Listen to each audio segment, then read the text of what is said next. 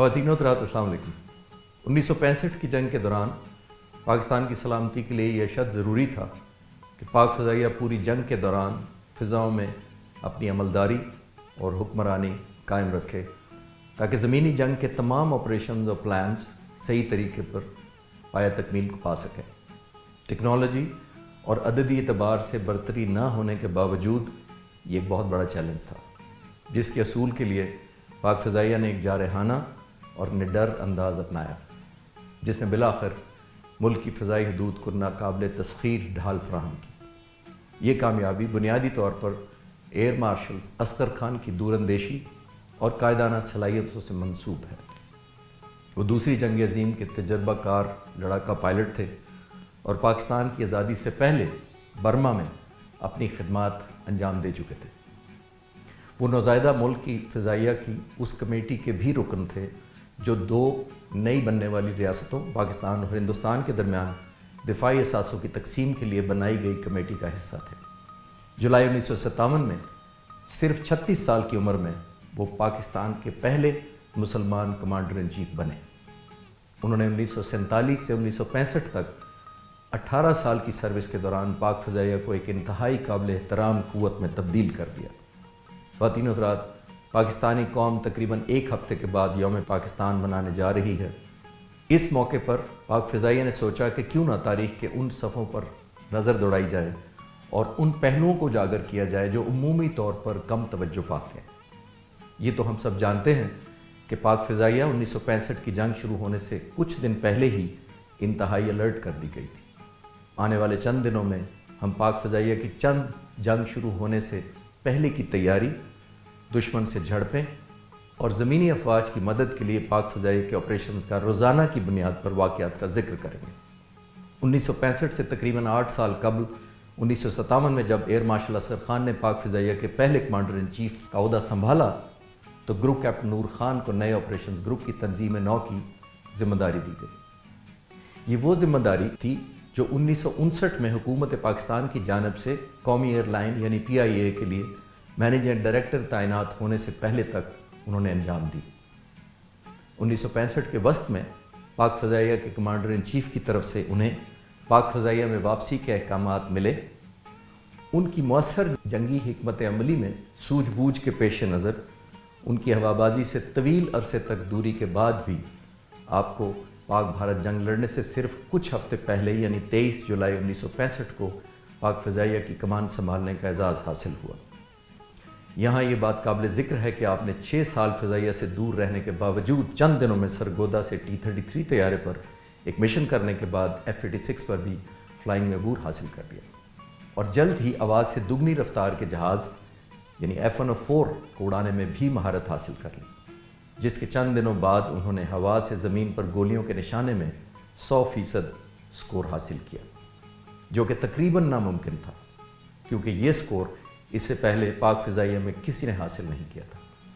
انہوں نے یہی سکور چند دنوں بعد دوبارہ حاصل کر کے یہ ثابت کر دیا کہ اتنا شاندار سکور انہوں نے بائی چانس حاصل نہیں کیا تھا۔ نئے ایئر فورس چیف نے اسی کارکردگی کا مظاہرہ F-6 طیارے پر بھی کر دکھایا۔ نور خان کی پاک بھارت جنگ میں کلیدی کردار اور پاک فضائیہ میں قائدانہ صلاحیتوں کی بنیاد پر اس بات میں کوئی شک نہیں تھا کہ ان کی قیادت کے بغیر پاکستان شاید شدید مشکلات سے دوچار ہو سکتا تھا۔ پاک فضائیہ اس وقت افواج پاکستان کا زور بازو تھی اور یوں نور خان کو صدر پاکستان فیلڈ مارشل ایوب خان کی طرف سے پاک فضائیہ کے جنگی منصوبوں پر عمل درآمدی کے لیے مکمل اختیار اور آزادی دے دی گئی۔ اگست 1965 کے اختتامی دنوں میں پاکستان اور بھارت کے درمیان تنازع کشمیر کی وجہ سے کشیدگی بڑھتی گئی، لیکن پاک فضائیہ نے یہ خطرہ بہت عرصہ پہلے بھانپ لیا تھا۔ اسی وجہ سے باہمی امدادی پروگرام کے ذریعے فراہم کردہ امریکی طیاروں سے لیس پاک فضائیہ اس وقت بہت مضبوط طاقت بن چکی تھی۔